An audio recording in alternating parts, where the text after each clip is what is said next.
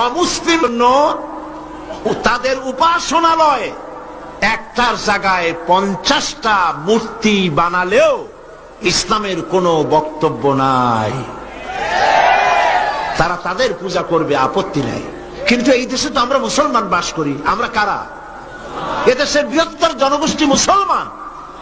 আমাদের ট্যাক্স, আমাদের রেভিনিউ নিয়ে, আমাদের কর নিয়ে মুসলিম সরকার রাস্তায় রাস্তায় পথে ঘাটে মূর্তি নির্মাণ করবে, এটা তো হতে পারে না।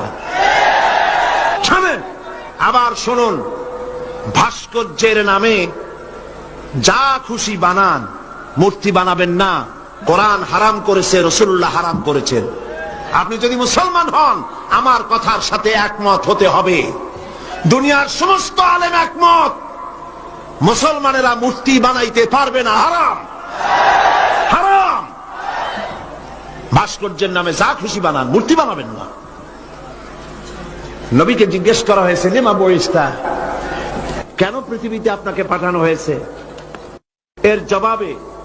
এর জবাবে হুজুর বলেছেন, বুইস্তু লিকাসরিল আসনাম, প্রেরিত হয়েছি পৃথিবীতে মূর্তি ধ্বংস করার জন্য। এ কথা কার? আল্লাহ পাকের। সুতরাং আপনারা পত্র পত্রিকায় যারা লেখেন, ফিচার লেখেন, কলাম লেখেন, নিজেদের রক্ত সম্পর্কে চিন্তা করেন। নিশ্চয়ই একজন মুসলমান পিতা আপনাকে জন্ম দিয়েছেন, নিশ্চয়ই আপনি একজন মুসলমান মায়ের গর্ভে ছিলেন। আপনি ইসলামকে শ্রদ্ধা করতে শিখুন, কোরআন এবং হাদিসের মতকে সম্মান করতে শিখুন। এটাই হলো মূল কথা।